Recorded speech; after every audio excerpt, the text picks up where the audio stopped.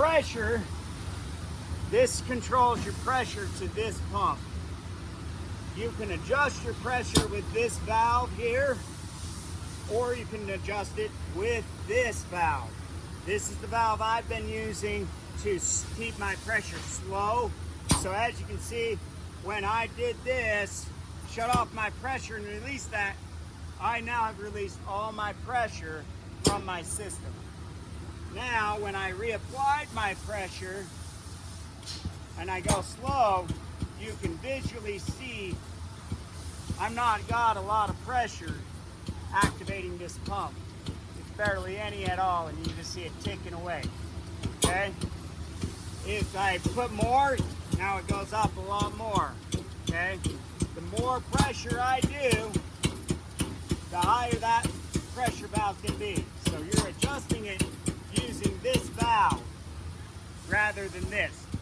Do not adjust this valve unless you need it to adjust this valve for the pressure into the gun system. Okay? This valve, we keep it all regulated and pretty much equal across the board.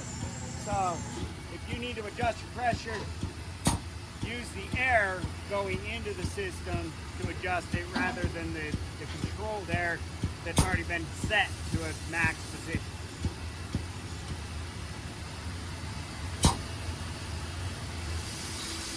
On the Maycore, you have two pressure adjustments.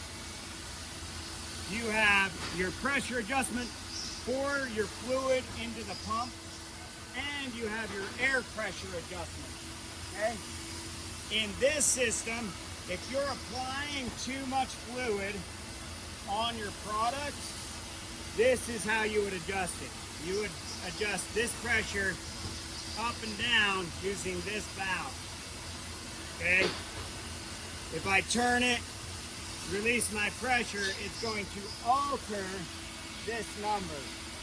So the higher it is, the more fluid I'm going to apply. The lower it is, the less fluid. The issue with between less and more is also tip spray and how much air pressure I'm also applying. So with that, you're going to leave this usually alone because it's already been adjusted to make sure we're getting out 6 wet mills. On this system over here, that's why we leave those air pressures alone and don't adjust them. We don't want to adjust those air pressures because it is controlled through this blocking system.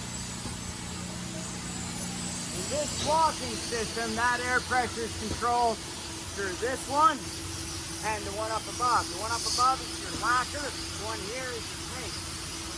Okay? The one up above is only lacquer and it controls through there. This whole block system goes into the paint one. So depending on which one of these is active is depending on how much pressure it's got. Right? Now,